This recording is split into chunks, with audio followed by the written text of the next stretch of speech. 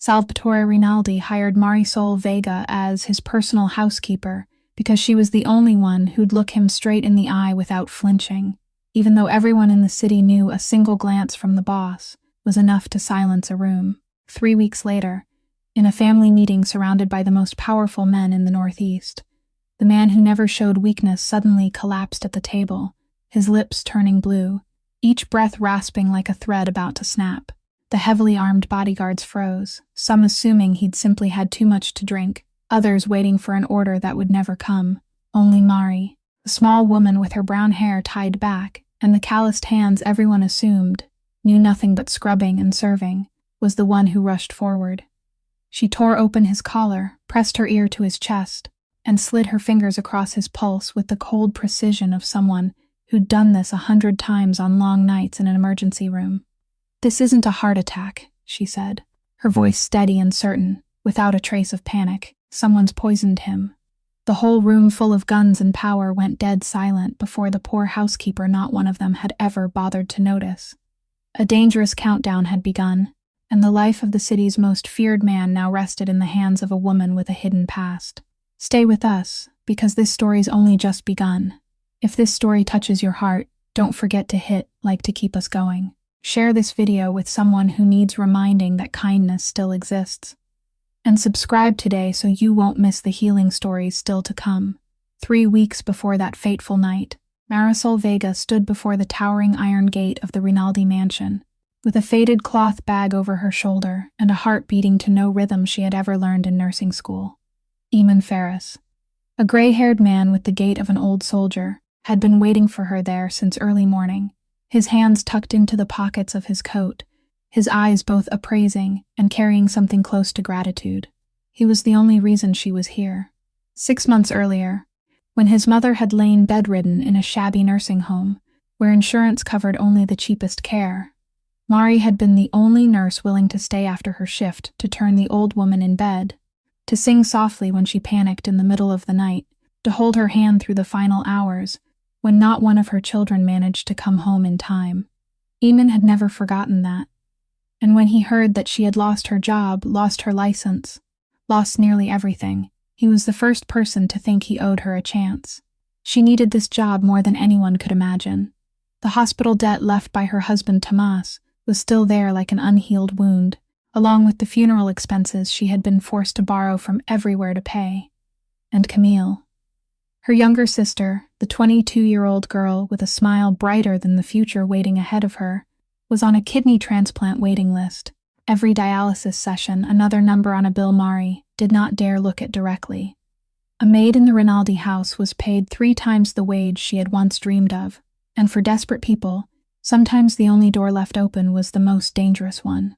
Eamon led her across the stone-paved courtyard, saying nothing about the grandeur of the place, and Mari did not allow herself to look up for too long either.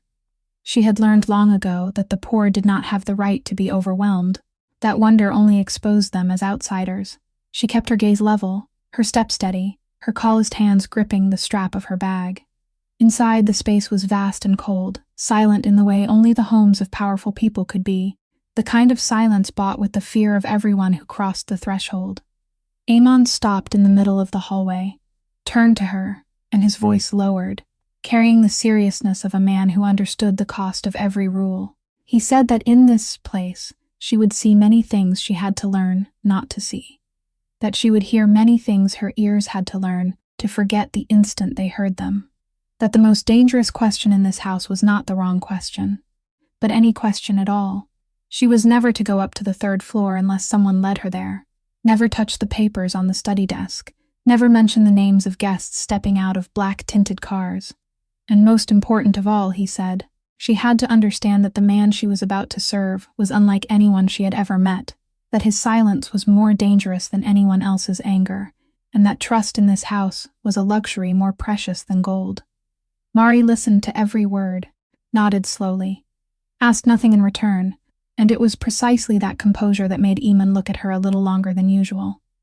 He was used to hired workers coming here with eyes wide from greed or fear, but this small woman carried something else, the calm of someone who had passed through the far end of loss and had nothing left to lose. Perhaps that was why he believed in her. Perhaps that was why he had risked putting her name on the list, placing his decades of service and reputation on a wager he was not even certain he could win. Before leaving, he lowered his voice once more, almost like a confession, saying that he had brought her here not only because of the debt he owed his mother, but because he believed this house needed someone who still knew what kindness meant, though he could not say plainly what had made him think so. Mari did not fully understand him then. She only knew that she was standing here, on the threshold of a world she did not belong to, with an old nursing uniform folded at the bottom of her bag like a past she had been forced to bury, and a fragile hope that this job would be enough to keep her sister alive for one more season. She could not yet know that those same hands the world had once rejected would, 3 weeks later, be the only hands standing between the most powerful man in the Northeast and the death quietly crawling toward him from inside his own house.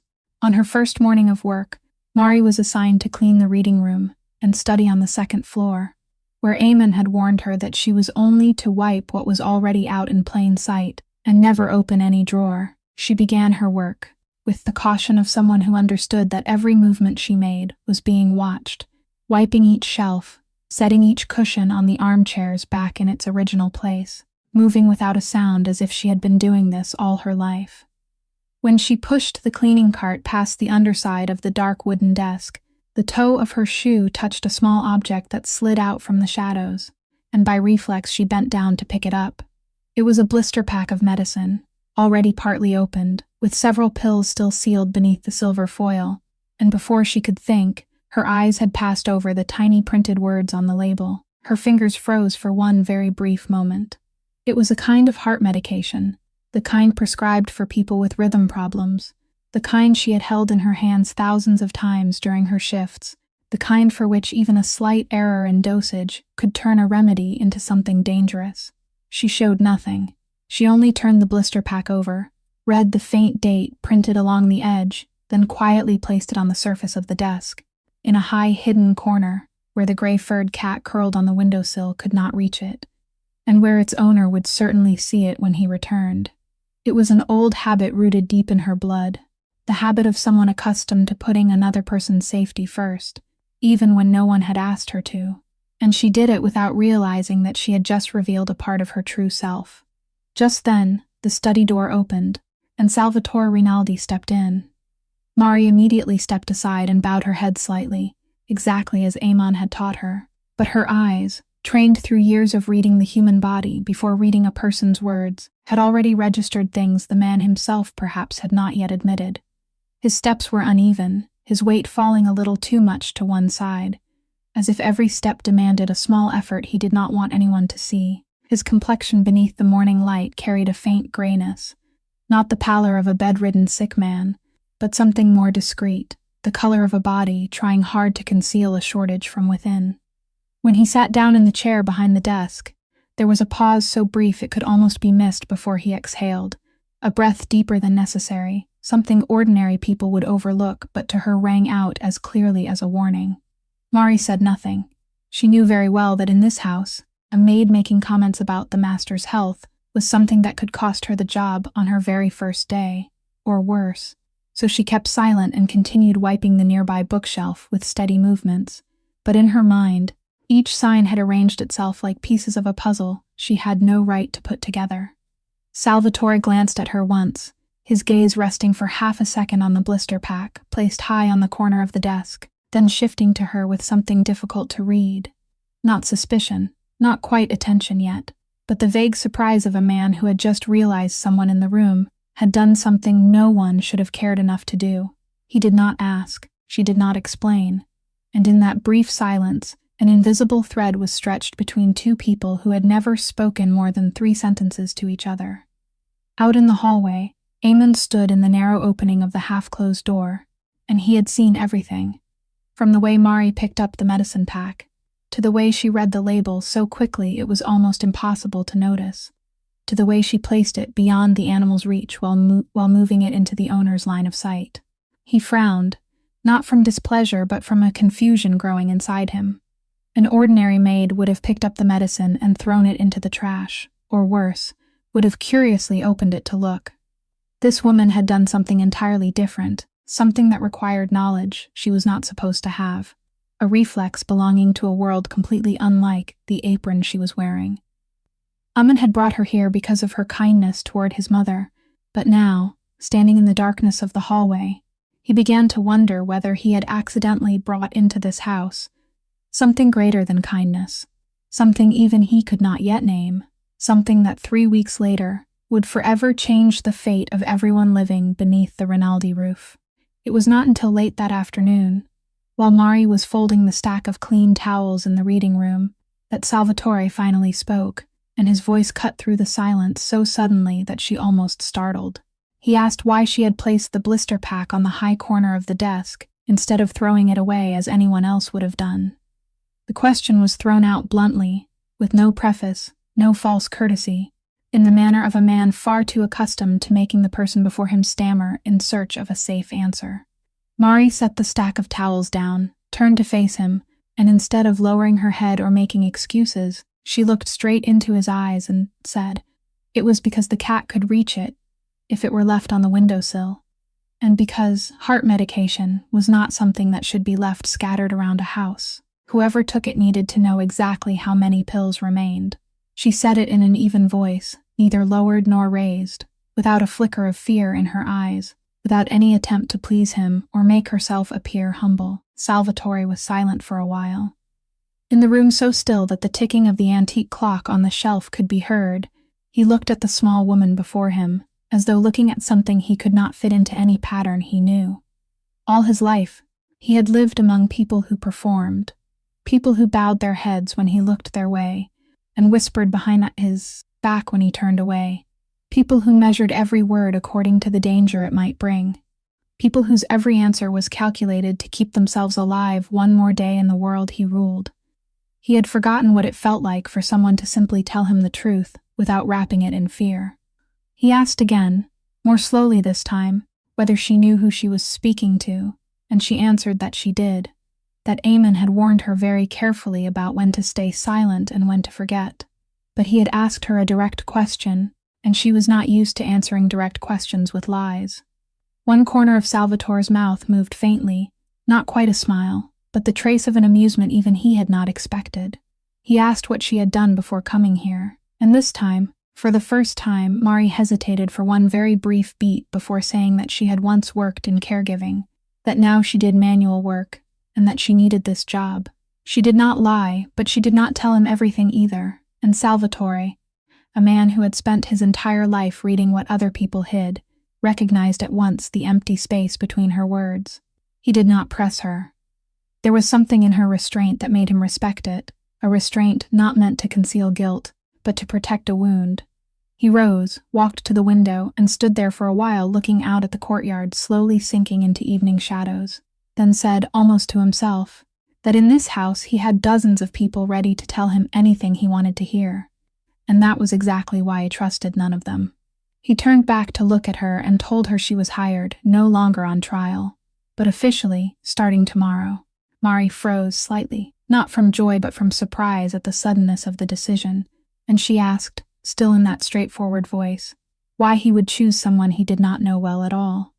Salvatore looked at her for a long while longer, and his answer was so brief that it was almost brutal in its honesty, because she was the only person in years who dared to look him straight in the eye without calculating whether that look would bring her benefit or cost her life.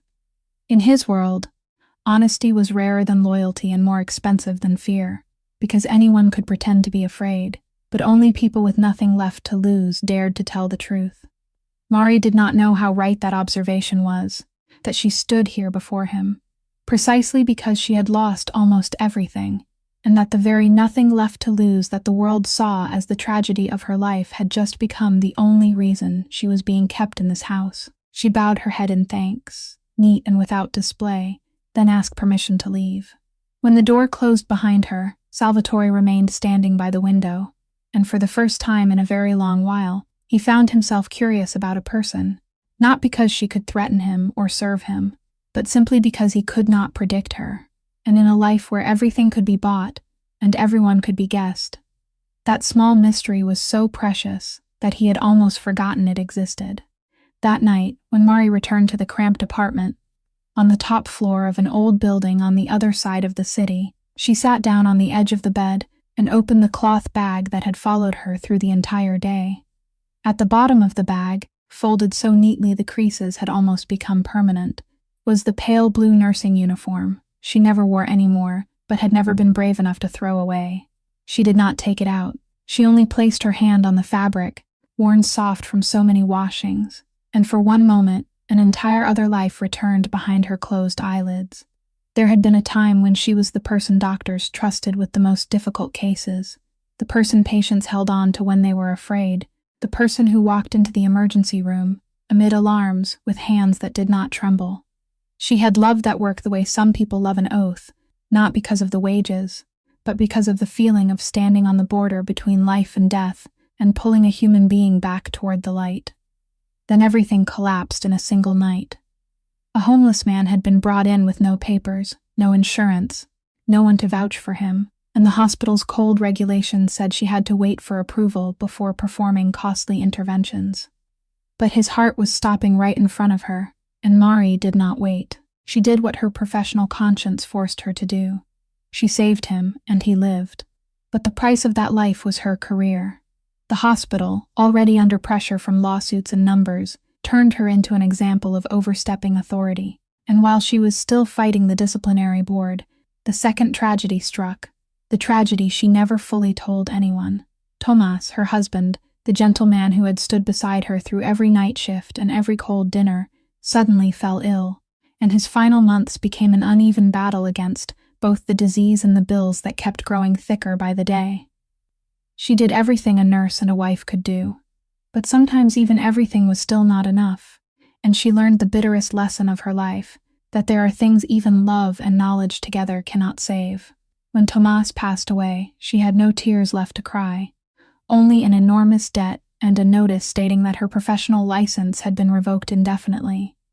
People called it punishment for failing to follow procedure, but Mari knew the truth was much simpler, that she had committed the greatest sin in a cold system, the sin of placing a human being above a number, and amid those ruins there was still Camille, her younger sister, the 22-year-old girl, who should have been sitting in a lecture hall dreaming of a wide-open future, now had to count the days of her life through dialysis sessions. Both of Camille's kidneys had gradually failed because of a genetic illness neither sister had known about until it was too late, and now her name was somewhere on a long transplant waiting list, where every name was a life racing against time.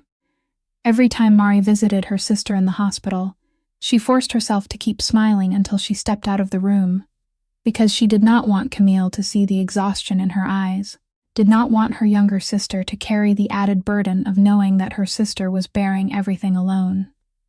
Camille had always been the more optimistic one, still joking that once she got better, she would learn to cook, so Mari would not have to eat instant noodles every night, still holding her sister's hand, and telling her that everything would be all right, and that innocent faith of hers was the only thing that gave Mari enough strength to keep walking forward each morning. The job in the Rinaldi house, with wages 3 times what she had once earned, was not a choice but a final life raft. The difference between Camille continuing treatment and being pushed off the list because of overdue bills. Mari closed the bag, placed the uniform back into its deepest corner, and turned off the light. In the darkness, she told herself that her nursing past was a door she had closed forever, that from now on she was only a maid who scrubbed floors and folded towels, nothing more and nothing less. She could not have imagined that the very past she was trying to bury, those very hands rejected by an entire system, would soon become the only thing standing between a human being and death, and that fate, which had already taken so much from her, was quietly preparing to return to her something she had never dared to ask for. In the days that followed, once she had grown used to the rhythm of life inside the mansion, Mari began to realize something that perhaps only a person standing in the lowest position could see clearly, that no one came near Salvatore Rinaldi without carrying some hidden purpose. From the viewpoint of a maid moving quietly from room to room, almost invisible in the eyes of powerful people, she observed things they would never reveal to one another. She saw the way men in dark suits changed their expressions the moment they turned their backs on him, how their smiles went out like candles snuffed by a hand. How the sweet words they poured into his ears always came, with a sideways glance that measured and weighed. Among all the people who came and went through the house, there were two Mari noticed more than the rest, not because she had been told to, but because her instinct for observation warned her to. The first was Lorcan, Salvatore's uncle, a middle-aged man with a voice soft as velvet and eyes that never smiled at the same time as his mouth. Lorcan was the family advisor, the man every major decision had to pass through, and he had a way of placing his hand on Salvatore's shoulder whenever they spoke, a gesture that appeared affectionate but carried the shape of someone measuring how much longer the pillar holding up the whole building could stand.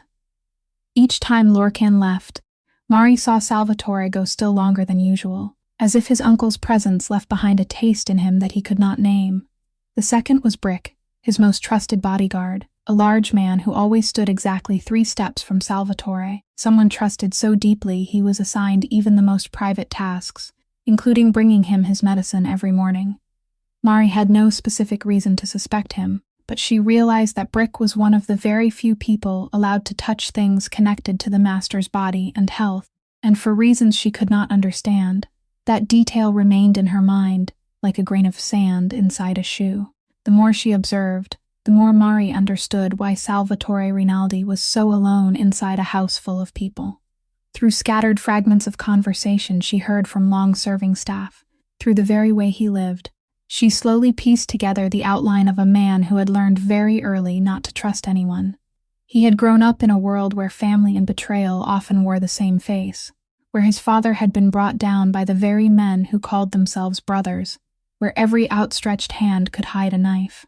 He had inherited an entire empire when he was still too young, and to keep it, he had been forced to turn his heart into something hard and cold, forced to teach himself that showing weakness was the same as signing his own death sentence. That was also why he hid his heart illness as if it were a state secret.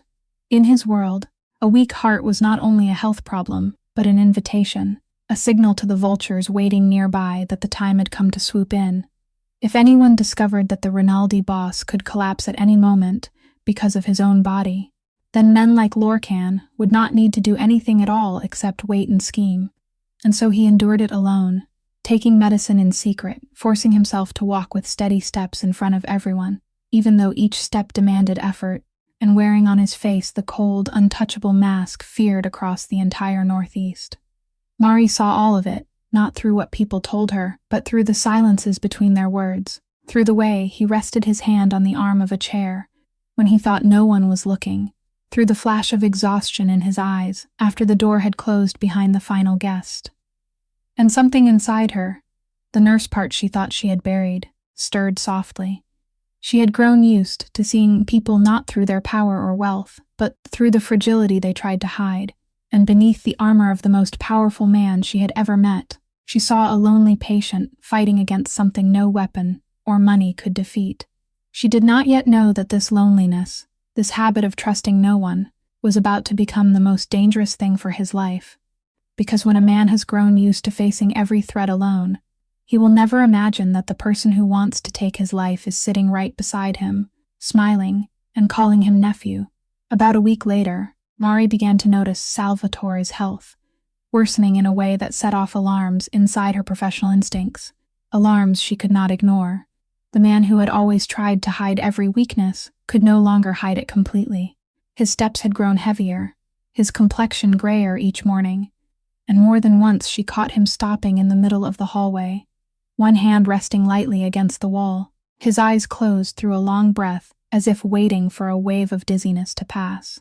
As the one assigned to clean his private rooms, Mari had the chance to stand closer than outsiders would imagine, and it was during those moments that the first piece struck her eyes. One morning, while wiping the nightstand, she noticed the familiar blister pack of heart medication, the same kind she had picked up from under the desk on her first day, but this time something was wrong. The color of the pills inside was slightly paler than the standard kind she had held thousands of times in her nursing life, and their size was also a little off, as if someone had switched them with something similar, but not entirely the same. She stood still for a while, telling herself that perhaps it was only a different batch, a different manufacturer, a harmless coincidence. Once his noise, She reminded herself with the old principle rooted deep in the way she thought. Do not rush to a conclusion from one single observation. But then the second piece appeared only a few days later. While arranging the medicine drawer as instructed, an orderly habit made her unconsciously count the pills remaining in the bottle and compare them with the date on the prescription label attached outside. The number did not match. According to the prescribed dosage and the number of days that had passed since the bottle had been opened, there should have been more pills left, or fewer, depending on how one counted. But no matter which way she calculated it, the number in front of her made no sense. Either someone was giving him more than the prescribed dose, or someone was removing the real medicine and replacing it with something else. This was no longer a matter of one batch being a different color. This was a calculated discrepancy in the very thing entering his body every day. Twice his correlation, she thought, and this time her heart began to beat faster, not from fear, but from the chilling feeling of a person who had just realized she was standing before something far larger than she had imagined. She still did not dare believe it, still tried to find an innocent explanation for everything, until the third piece closed the circle and pushed her past the border of doubt. The family's private doctor, a woman named Katri, whom Mari had seen come to examine Salvatore several times, suddenly stopped appearing. When Mari happened to hear a few servants mention it, they said Dr. Katri had been sent to handle matters somewhere far away, according to arrangements made by Lorcan's office, and that the master's health care would temporarily rely on the medical file provided by that office. That very detail made Mari stop abruptly in the middle of what she was doing. A man with a heart condition, whose health was clearly declining, had somehow been separated from the only doctor who truly understood his condition at the exact moment his medicine was being changed in a way that made no sense. And now every medical decision depended on records controlled by an office instead of the physician who examined him directly. 3 events that had seemed separate suddenly lined up in a straight line inside her mind, and the old principle sounded one final time, no longer as a cautious reminder but as a conclusion that chilled her spine. Once is noise, twice is correlation, 3 times is truth. Mari stood in the silent room, the cleaning cloth still in her hand, and for the first time since she had stepped into this house, she felt real fear, not fear for her job, not fear for her lowly position, but fear for the man who was drinking into his body day after day, something that was slowly draining the life from him without his knowledge. This was not natural illness. This was not the weakness of a tired heart. This was a human hand, patient and cold, arranging a death that looked like fate. And what made her shudder most was realizing that the hand had to belong to someone very close. Someone with the right to touch his medicines, the authority to send away his doctor, the power to control the very records deciding his life. The person trying to kill Salvatore Rinaldi was not hiding outside the iron gate. That person was inside, walking through these hallways, and perhaps smiling at him over dinner tonight. What Mari did not know was that while she was quietly observing, Salvatore was quietly observing her as well. The sudden appearance of a woman whose knowledge did not belong to her position, a woman who picked up a blister pack and read its label as if by habit, a woman who answered him with such strange directness. All of it made him curious while also stirring the lifelong caution of his suspicious instincts. In his world, a person who did not fit the role they were playing was usually someone planted there, and he had survived so many years precisely because he never ignored anything unusual. So he decided to test her, in the cold and discreet way of a man used to testing the loyalty of everyone who stepped into his life. One afternoon, he deliberately left a stack of papers on his desk that looked important, a few numbers, a few names, the kind of thing that, if she truly was someone else's eyes and ears, she would not be able to resist glancing at or photographing. He arranged to be absent just long enough, then watched from a hidden corner. Mari came in and cleaned as she did every day, and when she reached the desk, she simply lifted the stack of papers with 2 fingers, set it aside to wipe the surface beneath, then placed it back in its exact original position, at the exact same angle, without looking over even one line. She did it with the indifference of someone who truly did not care, not the performed indifference of a person who knew she was being watched. Salvatore stood in the shadows, and for the first time, some part of his vigilance eased. But he was not a man who ever trusted a single test, and the real test, the one even he had not arranged, came that very night. It was well past midnight when Mari, who was staying at the mansion for the night shift that week, heard a faint sound coming from Salvatore's room, a very small sound that perhaps no one else would have noticed, but ears accustomed to emergency night shifts recognized at once as the sound of a body in distress. She did not call anyone, did not hesitate to consider whether she was overstepping her place. She simply ran. When she pushed the door open and stepped inside, she found Salvatore hunched on the edge of the bed, one hand clamped tightly against his chest, his face soaked in cold sweat, his breath short and fast. In that moment, the woman who scrubbed floors disappeared and the nurse from years ago returned, decisive and strangely calm.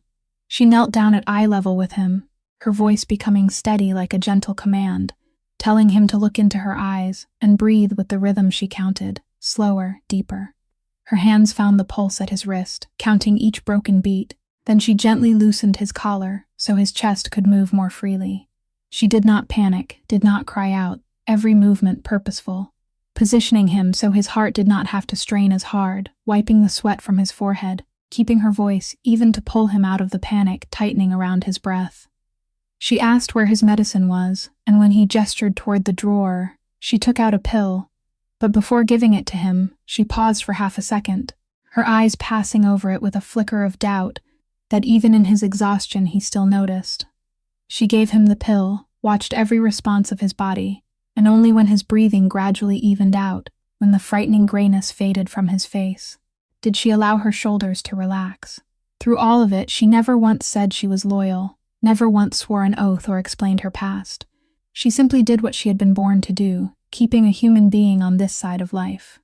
When the danger had passed, Salvatore sat leaning against the headboard, exhausted but clear-minded, and he watched the woman quietly tidying up, quietly pouring him a cup of warm water, quietly staying beside him a long while longer, only to make sure he was truly all right. He realized that she had held in her hands the perfect moment, a late night with no witnesses, a weakened boss unable to defend himself, and if she had truly been sent to harm him, this was the kind of chance no assassin could ever dream of. But she had done nothing except save him.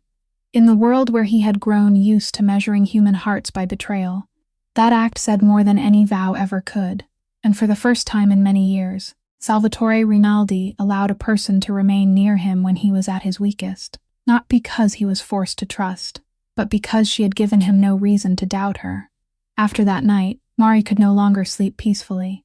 The scattered pieces she had gathered over the past several weeks now kept spinning inside her head, demanding to be arranged into a complete picture. And the more she fit them together, the colder her spine became before the ruthless logic slowly revealing itself. She began paying closer attention to Lorcan, the uncle with the voice smooth as velvet, and she listened to the things an invisible maid could hear, without anyone guarding themselves. She heard half-finished conversations in the parlor. The times Lorcan mentioned inheritance, with a concern far too great for the position of an uncle. The veiled words about how the family needed a steadier hand to lead it through difficult times. And then one afternoon, while bringing tea into the reading room, she happened to hear a fragment of conversation between Lorcan and a paperwork man, just enough to understand that under the family rules and the inheritance clauses written generations earlier, if Salvatore died without a direct heir, Lorcan was the one standing closest to the throne, the one who would legally take over the entire empire with no one able to object. That detail was like the final key unlocking the door she had still been hesitating to step through. Everything suddenly became frighteningly clear. Lorcan did not need to act with a knife or a gun, did not need a bloody struggle that could make the entire family suspicious and turn against him. He had a weapon far more perfect, a weapon Salvatore himself had unknowingly handed to his enemy by hiding it for so many years, his heart disease. Mari realized that whoever stood behind everything did not want Salvatore to die loudly. An unusual death would lead to investigations, examinations, dangerous questions. But if a man who already had a history of heart problems, a man whose declining health was known even by those close to him, suddenly died because of his own heart, no one would suspect a thing. People would sigh and say, perhaps it was fate, that a tired heart had finally stopped beating, and they would sign the death certificate with the words natural causes, without anyone asking a single question. That was the cold perfection of this plan. The poisoner was not fighting against his illness, but using it as a screen. By quietly changing the dosage, by switching the real pills with something similar that weakened instead of healed, by gradually removing the only doctor who could recognize that something was wrong, that person was turning life-saving medicine into a slow poison, pushing his already weak heart closer and closer to the edge without leaving any trace of a human hand. Each day that passed, Salvatore took into his body something he believed was keeping him alive, while it was silently doing the opposite, and his death was being arranged to arrive slowly, patiently, wearing the mask of fate, so that when it happened, every eye would look at the disease and not at the killer. Mari sat in silence in her small room, her hands clenched tight, and she realized she was holding a truth that could cost her life.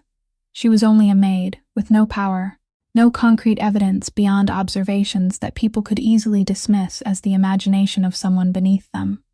If she spoke in the wrong place, to the wrong person, she would not only push herself toward death, she might also alert the culprit, making him act faster and more quietly.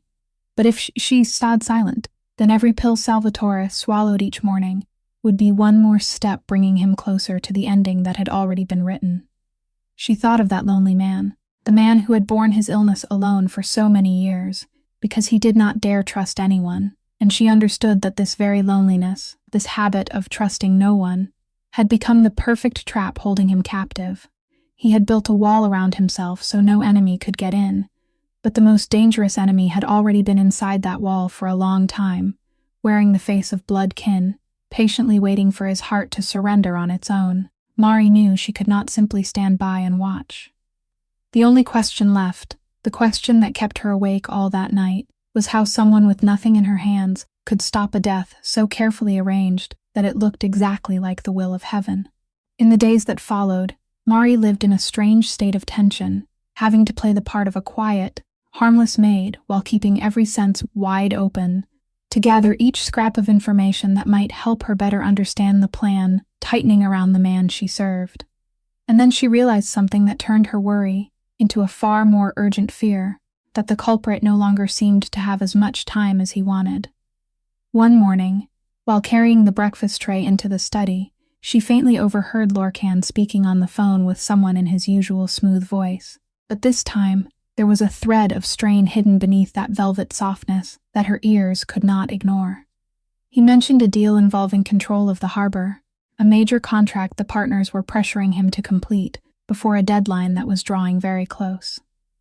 Mari did not understand all the business terms he used, but she understood enough to grasp the dangerous core of it, that as long as Salvatore was alive and still in power, that deal could not move forward the way Lorcan wanted, because Salvatore himself opposed it, and his signature was the only one that could stop it.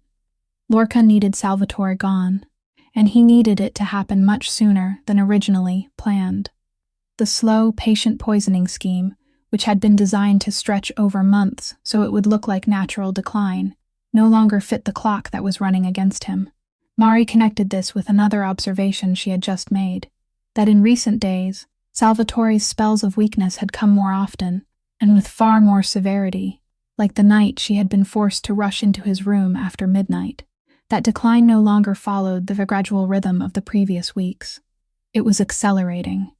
And when she placed those two things side by side, she shuddered as she understood a chilling truth, that the culprit was increasing the dosage, risking a higher level of that slow poison in order to shorten the timeline, even though doing so might make his death come more suddenly and look less like a natural passing. Greed and the pressure of the harbor deal had made Lorcan trade caution for speed, and that very impatience was turning a plot once perfectly concealed into a timed bomb that could explode at any moment. Mari knew she was racing against something invisible. She did not know exactly when the crisis would strike, only that it was drawing near, nearer than anything she could prepare for. She weighed every possibility in a mind long trained to think under the pressure of emergency rooms. She could try to switch his real medicine back in, but she had no source for the medication, and that would be discovered immediately. She could warn him, but she had no proof beyond the words of a maid, and in this suspicious world, an accusation aimed at his own blood, at the uncle he had grown used to trusting, might very well make him suspect her instead of Lorcan. She could go to Amon, but she was not even sure he would believe a story that sounded so impossible without anything solid in her hands. Every choice led to a dead end, and while she stood among those dead ends, time kept moving. Each morning, Pill Salvatore swallowed another beat in the countdown of a bomb, only she could hear ticking. She began finding ways to stay closer to him, making use of every possible reason to be present in the rooms he entered, quietly watching his complexion, his breathing, the smallest signs that warned of danger. She told herself that if she could not stop the arrow already loosed from the bow, then at least she had to be standing there when it struck, had to be the hands present at the right moment to wrest him back from death. But even after preparing herself for the worst, Mari could not have imagined that the crisis would choose to come at the most exposed moment, in the middle of a room packed with the most powerful men in the Northeast, where every eye was fixed on Salvatore, and where she, the small maid everyone looked down on, would be forced to choose between keeping her identity hidden or stepping into the light to fight for a man's life. And then the moment Mari had feared arrived, right in the middle of the family meeting that evening, when the great room was packed with the most powerful men in the Northeast, cigarette smoke and the scent of red wine mingling beneath the yellow lights, and Salvatore sat at the head of the table with his familiar cold mask, concealing a body being forced to its final limit. Mari stood tucked into the corner of the room, a tray of wine in her hands, her eyes never leaving him for even 1 second, and because of that, she was the first to see what was wrong. She saw the hand he had placed on the table tremble faintly, saw his complexion shift into the gray color she had learned to fear, saw his breathing begin to shorten even as he tried to keep his composure before the men speaking around him. Then everything happened very quickly. The wine glass in his hand slipped from fingers that no longer obeyed him, spilling across the wooden table, and Salvatore Rinaldi, the man who never revealed weakness, collapsed right in the middle of the banquet table, his lips turning blue, his breath rasping out in uneven pulls like a cord about to snap. The whole room froze in a moment of horror. The armed bodyguards stood stiff and stunned, some thinking he had simply drunk too much, others waiting for an order that would never come, and all those powerful men suddenly became useless before something that money and bullets could not fight. Only Mari rushed forward. She dropped the tray, crossed the room, sank to her knees beside him, and in that instant the maid vanished completely, giving way to the nurse from years ago with hands that did not tremble. She tore open his collar so his chest could breathe, pressed her ear down to listen to his heartbeat, her fingers moving to the pulse at his neck, with the cold precision of someone who had done this hundreds of times through emergency room nights, and she spoke the sentence that made the entire room full of guns and power fall deathly silent, saying that this was not a heart attack, that someone had poisoned him. No one had time to react to those words, because she did not wait for anyone's permission. She turned him onto his side to keep his airway open, ordered the men standing frozen to step back and give him air, her voice ringing out sharp and decisive like a command that even men used to commanding others instinctively obeyed. She told one person to call an ambulance immediately, clearly reciting what had to be said over the phone: suspected poisoning, signs of acute heart failure, so the emergency team would be prepared before they even arrived. Her hands never stopped working, watching each weak breath, keeping his head in the right position, speaking to him without pause in an even voice, though she was not certain he could still hear her, telling him to hold on to her voice, to stay, not to let go. There were moments when his breathing stopped and her own heart seemed to stop with it, and each time she intervened with everything her knowledge and her hands could do, pulling him back from the fragile border she knew far too well. Time seemed to stretch into forever, every second heavy as lead, and in that room, among dozens of helpless people, only one small woman whom everyone had looked down on was fighting alone with death for a human life. When the ambulance sirens finally echoed from beyond the gate, when the paramedics rushed in with equipment in hand, Mari still did not leave him. She reported to them in language so professionally precise that they paused to look at her for a moment before taking over, relaying every observation clearly, so they would not lose one precious second. Only when Salvatore was placed on the stretcher, when the machines confirmed that he was still on this side of life, did she allow her shoulders to sag, and only then did she realize her hands were shaking from exhaustion and from the fear she had held down through the entire ordeal. Eamon stood there at the edge of the crowd, and he had witnessed everything from beginning to end. The man who had brought her into this house, because of a debt of gratitude, now looked at her with completely different eyes, no longer with the vague confusion of the weeks before, but with an understanding filled with astonishment and respect. He had suspected that this woman carried within her a secret larger than her appearance, and now he had seen with his own eyes what that secret was. When she stood up, her hands still trembling, Eamon stepped closer, and for the first time he bowed his head to her, not as a matter of etiquette, but as one human being bowing to another, and he said softly that she had just saved the master's life, and that from this moment on, whatever she needed, he was willing to provide. Mari watched the ambulance speed away into the night, and she knew that the secret she had buried for so many months had just been exposed before everyone, and that from here on, there would be no way back. Salvatore woke after nearly 2 days in intensive care, and the first thing he became aware of, even before the white lights and the familiar disinfectant smell of the hospital, was a strange feeling he had not experienced in many years. The feeling that he had come very close to death and had been pulled back by someone else's hands. For a man who had spent his whole life making sure he never depended on anyone, standing on his own before every danger, turning independence into both his shield and his prison, owing another person, his life was harder to digest than the illness that had struck him down. When he asked what had happened, and when Eamon told him everything, told him about the small maid who had rushed forward, while all his highly paid bodyguards stood frozen, the woman who had done the very things that even the doctors later admitted had kept him alive until the emergency team arrived, Salvatore remained silent for a very long time.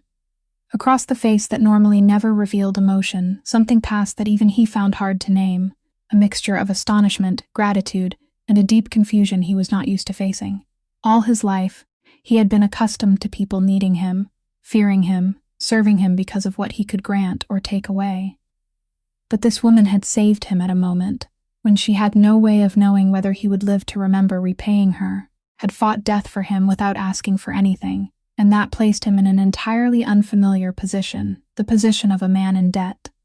When Mari came to visit him, quietly setting a small vase of flowers on the table before stepping back as if afraid to stand too close, Salvatore looked at her with eyes entirely different from the first day. At their first meeting, he had been curious about her the way one is curious about a strange puzzle, a person who did not fit her role, a rare honesty in a world full of performers. But now that curiosity had become something heavier and far more complicated, he did not merely find her interesting. He found himself dependent on her in a way he could not control, and for a man like him, that loss of control both made him wary and made him unable to turn away. He asked her why she had risked herself by rushing in like that, when she could have stood still like everyone else, when stepping forward meant exposing a past she had clearly tried to keep hidden. Mari answered, still in that familiar straightforward voice, that she could not stand there and watch a person die when she had the ability to stop it, that it was not a choice, but an instinct written into her blood, and that whether the person lying there was a crime boss or an unnamed homeless man, her hands would have reacted the same way. That answer left Salvatore quiet. In his world, every action had its price. Every act of help was an investment waiting for profit, and he had forgotten that there were still people who did good simply because it was the right thing to do. He told her that he was not used to owing anyone, that he would repay her many times over for what she had done, and Mari, instead of eagerly accepting as he had expected, only shook her head slightly and said she had not saved him in order to be paid, that a human life was not merchandise to be bargained over. It was that refusal, that indifference toward the power and money everyone around him craved, that made it even more impossible for him to place her into any category, in the order he had used for so long to understand people. The relationship between them, once clearly divided as master and servant with boundaries Eamon had carefully explained from the first day, had now slipped into a nameless territory. He no longer looked at her as hired help, and in his eyes, she was no longer merely hired help. A silent understanding began to grow between them. The understanding of two people who both carried hidden wounds, who had both passed through loss and learned how to build walls around their hearts. Salvatore realized that for the first time in many years, there was someone beside him who was there not because of fear or profit, And that feeling was both strangely warm and frightening to a man used to seeing every closeness as a fatal weakness. He did not yet know what to do with that new feeling. He only knew that from the moment he opened his eyes and learned who had saved him, he could no longer look at that woman the way he had before, and that the debt between them was not something that could be repaid with money, but something that would bind their fates together in ways neither of them could yet imagine. After almost being discovered by Brick, Mari understood that she could not keep going alone, that she needed someone on her side, someone with access to things a maid could never touch. And the only person she could trust inside this house was Amon, the man who had bowed his head to her after the night she saved Salvatore, the man who had said that whatever she needed, he would provide. She found him in a hidden corner of the service wing, where there were no walls with ears, and told him everything she had observed, from the switched pills, to the numbers that did not match in the bottle, to Dr. Khatri being sent away. Amon listened, in silence, his weathered face darkening more and more. And when she finished, he did not show the doubt she had feared, the instincts of an old soldier, and the long years he had spent silently watching this house had made him vaguely feel that something was wrong as well. Only he had never been able to fit the scattered pieces together until she placed them before him. The two of them decided to search for proof together, and this time they had things within reach that Iman, because of his position, could access. He quietly took out the mansion's medicine distribution log, the record book showing who received medicine from the pharmacy, and brought it back for the master each time. And when Mari compared the dates inside it with the times she had recorded irregularities, a chilling pattern appeared. Every time the medicine was renewed, every time the switched pills appeared, it matched the days when Brick was the one who personally picked them up and brought them back. Not one exception. Nor did it stop there.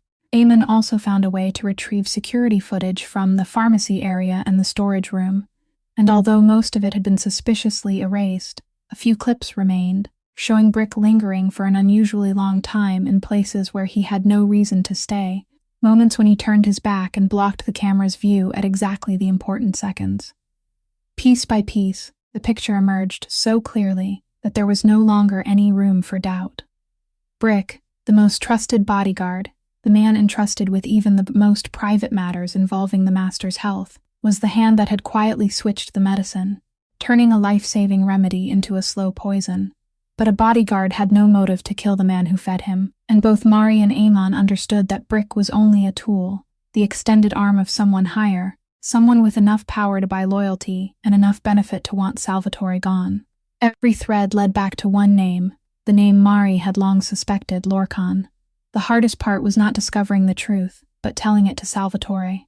When Mari and Amon came together to his hospital bed and presented everything they had found, Salvatore listened with a motionless face, but his eyes told another story. He could accept that enemies wanted his life. That was something he had lived with his entire life. But the fact that the one who had acted was Brick, the man who had stood 3 steps away from him for so many years, the man he had once trusted with his life every day, struck him with a blow no poison pill could have delivered. And behind Brick was Lorcan, the uncle who carried his own blood, the man who had sat at the same table with him, had placed a hand on his shoulder and called him nephew, while quietly counting the days until he stopped breathing. In that moment, Mari saw something very few people had probably ever seen in Salvatore Rinaldi, the naked pain of a human being betrayed by his own blood, a pain that no amount of power or money could shield him from. He did not shout, did not smash anything. He only sat there in silence for a very long time, and that silence was heavier than any rage. When he finally spoke, his voice was low and cold as ice. He ordered that from that moment forward, the circle of people allowed to know his schedule, his health, and every movement he made would be narrowed as much as possible, leaving only Amon, Mari, and a few people he trusted absolutely. Brick would remain in his position, still treated as if nothing had changed, so that he and the person pulling the strings behind him would not know that the curtain had been lifted. Because now Salvatore was no longer the prey. He knew who was hunting him, and for the first time since collapsing at the banquet table, his eyes held the gaze of a wolf awakened, ready to turn the game around. Even though they had pieced together the entire picture and knew exactly who the culprit was, Mari understood that everything they held in their hands still was not enough to accuse him. A medicine distribution log, a few blurry recordings, the observations of a maid, all of it could be broken apart by a powerful and cunning man like Lorcan, brushed aside as imagination or fabrication. She explained to Salvatore and Eamon, with the cool head of someone who had once worked in medicine, that the only thing capable of turning suspicion into undeniable truth was evidence from his own body, a blood toxicity result showing in black and white, that the level of the substance inside him was so high no natural illness could explain it. Only that number, confirmed by machines and legitimate medical procedure, would carry enough weight to stand against every denial and every power.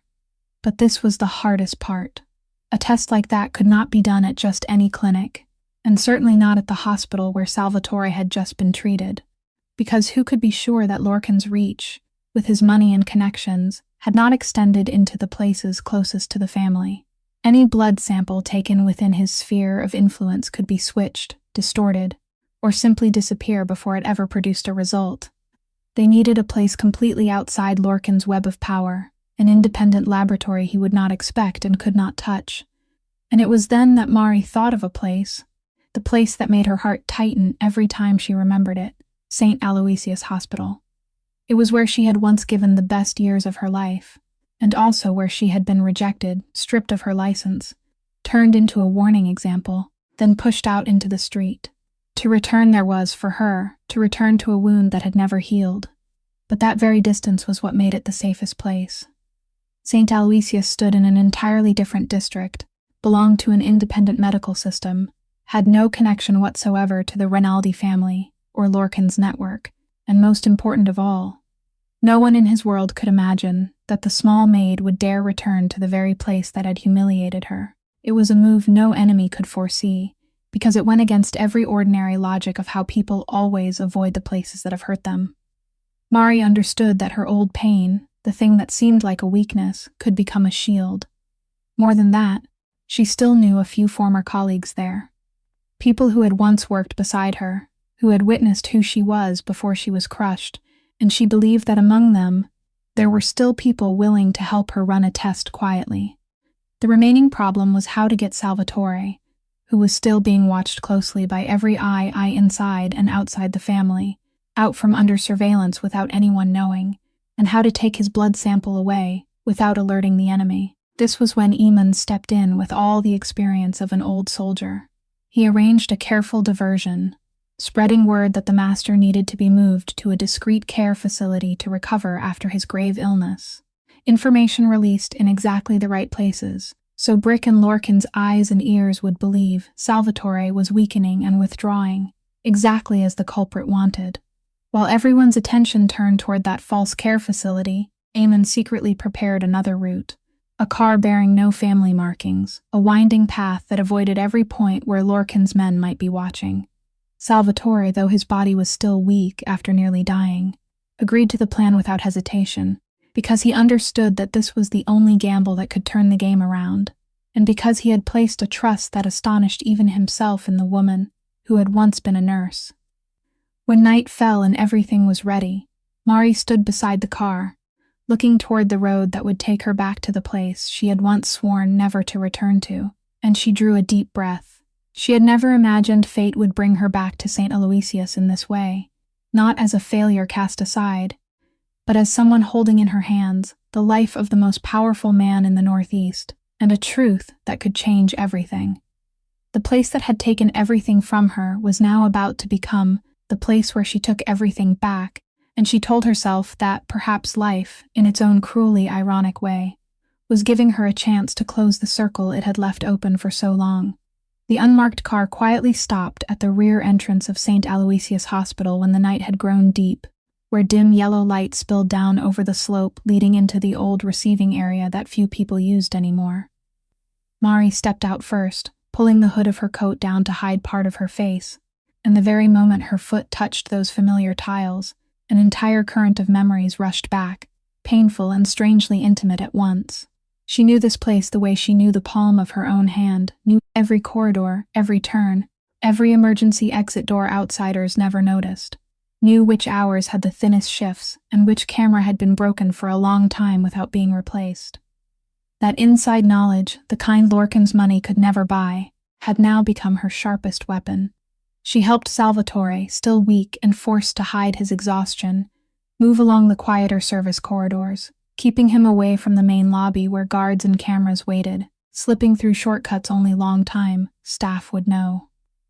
Iman followed behind them, watchful of their backs, because all three of them knew that no matter how carefully they had created the diversion, they still could not rule out the possibility that Lorcan's people had sensed something wrong and were tracking them.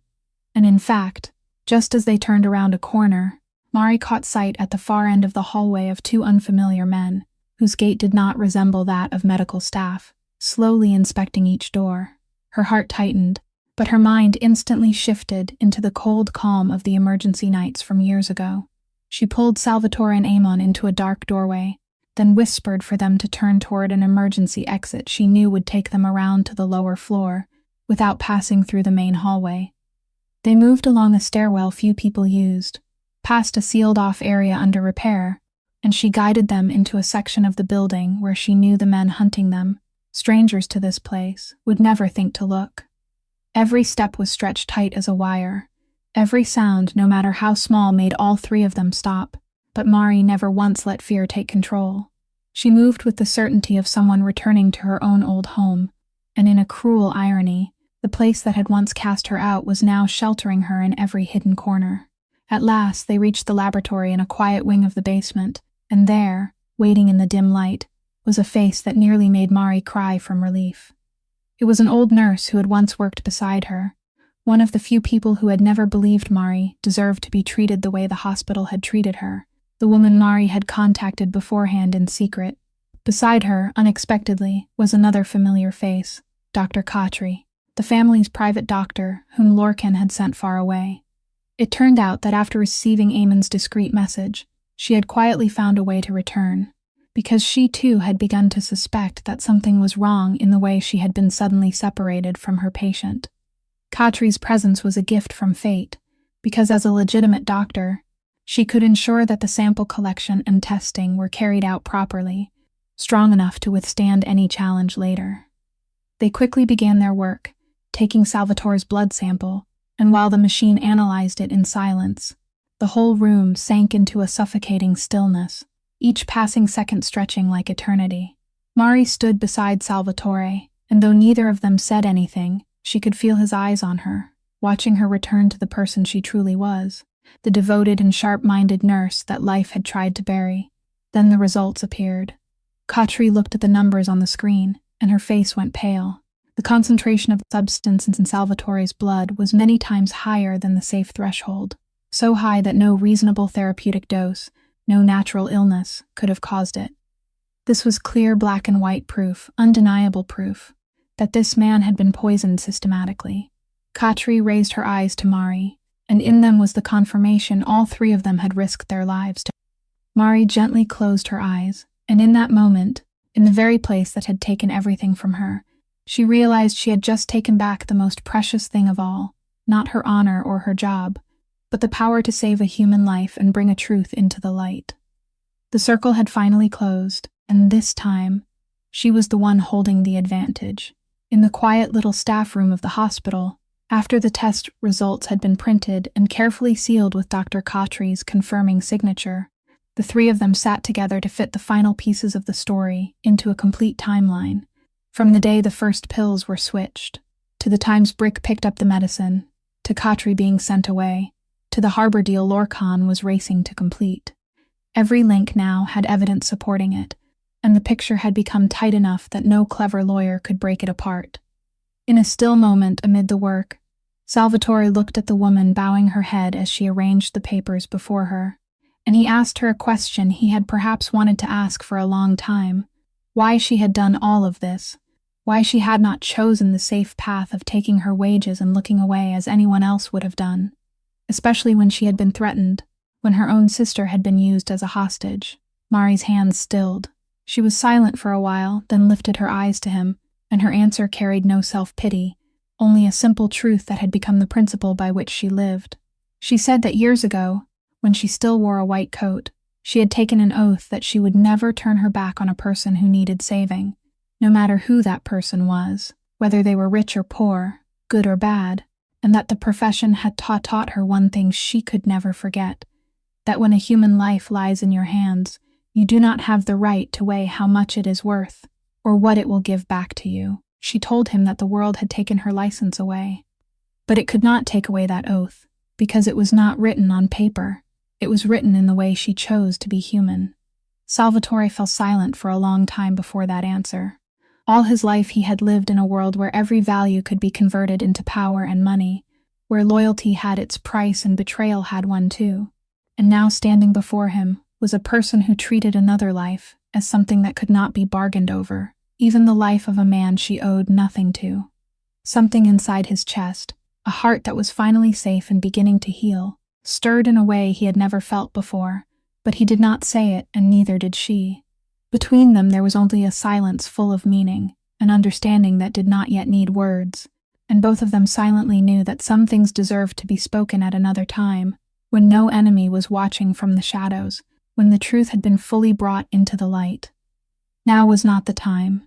Now they still had one final move to make. Salvatore knew that forensic evidence, no matter how solid, still needed one more thing to close every escape route for Lorcan, and that was a confession from the man's own mouth. And he knew his uncle well enough to understand that an arrogant man like Lorcan would never confess when he felt cornered, but might very well speak in triumph if he believed he had already won completely. So he set a trap. He let news be released with careful intent that his health was critical, that he had withdrawn to recover and was almost no longer capable of running anything. Exactly the vision Lorcan had always dreamed of. Then he arranged a private meeting with his uncle at the harbor office, using the excuse that he wanted to hand over certain matters before everything became too late. What Lorcan did not know was that the meeting had been prepared carefully down to every detail, and that standing behind the thin wall of the next room was a man his power could not reach, Detective Roland Okafor, an investigator from an agency beyond the influence and connections Lorcan had spent years building, a man Eamon had secretly contacted and given all the evidence to. During that meeting, Lorcan, certain that the dying nephew before him had already lost, could not hide his triumph. When Salvatore, with the outward appearance of a man who had given up, asked him whether all of it had only been for the harbor and for the family throne, Lorcan smiled and spoke the words he thought would be buried forever with his soon-to-die nephew, admitting that yes, he had waited too long, under the shadow of someone unworthy, that letting Salvatore's illness finish him was the cleanest way, and that if it had to be hurried a little to meet the deal, then that was merely the price that had to be paid. Every word, every syllable he spoke was recorded in full. And at the exact moment Lorcan finished speaking, the door opened. Okafor stepped in with his people, holding the entire file of evidence along with the recording they had just captured. At the same time, Brick was restrained outside before he could react. Lorcan's face changed from triumph to horror as he realized he had just signed his own sentence, that the nephew he thought was dying was in fact more alert than ever, and that the perfect trap he had spent months laying had finally closed around his own throat. Salvatore rose to his feet, without a single drop of blood spilled, without a single gunshot fired, only the ice-cold gaze of a man who had reclaimed both life and justice with his own intelligence, and behind him, standing quietly at the doorway, was the woman who had begun it all with a blister pack fallen beneath a desk. 6 months had passed since the night the truth was exposed in the harbor office. Lorcan was now facing the law. The recording, together with the toxicology results and the full evidence file, had closed every path of denial for him, and Brick also had to pay the price for his role in the conspiracy. The shady harbor deal was cancelled, and the Rinaldi family, under the light of truth, had been cleansed of the darkness that had quietly gnawed at it from within. Salvatore had recovered, his health gradually stabilizing again under the proper care of Dr. Catri, who had been restored to her position. But one thing in him had changed forever, and that change was tied to the small woman who had entered his life because of a blister pack fallen beneath a desk. One morning, Salvatore invited Mari to come see him, and he made her an offer that would have been a life-changing dream for anyone else. He wanted her to take charge of every medical and health matter in his organization, a position with compensation generous enough to pay off all her debts. Enough to cover Camille's kidney transplant without another day of worry. Enough to ensure she would never again have to bend down and scrub anyone's floor. But after a brief silence, Mari gently shook her head. She thanked him with complete sincerity, but said she could not accept that her hands had been born to save people, not to serve a world where life and death were still decided by power and violence. She said she had once lost herself when she allowed circumstance to decide who she was, and she did not want to lose herself again, even in silken comfort. What she truly wanted was not a high position, but the chance to return to her old oath in the cleanest way possible. Salvatore looked at her for a long time, and instead of growing angry or trying to persuade her, as a man used to getting what he wanted might have done, he only nodded slightly, because he understood that this very refusal to be bought was what had made her special from the beginning, and forcing her to give it up would mean destroying the very part of her humanity he valued most. With his quiet help that came with no strings and no control, Mari began the journey of restoring her professional license. The truth of what she had done to save Salvatore, along with the testimony of Katri and many others, helped people look back at her old story with fairer eyes, and in the end, the license that had once been taken from her returned to her hands. She did not use it to enter gleaming hospitals or luxurious clinics. Instead, she opened a small clinic in the poor neighborhood where she had grown up, a place where people with no insurance, no money, and no one to stand behind them were still welcomed and cared for with all her devotion, just like the homeless man years ago, for whom she had risked her entire career. Camille, after a successful kidney transplant, had grown healthy again, and often stopped by to help her sister with small errands, her laughter ringing through that warm little room as if the dark months had never existed. And then one afternoon, when golden sunlight lay softly across the old street, a simple car stopped in front of the clinic, and Salvatore Rinaldi stepped out alone, with no bodyguards, no entourage, none of the cold authority that had once made the entire Northeast hold its breath. He had driven there himself, like an ordinary man, and he stepped inside not as a crime boss granting favors, but as a man coming in for a routine health checkup, to be cared for by the hands that had once pulled him back from death.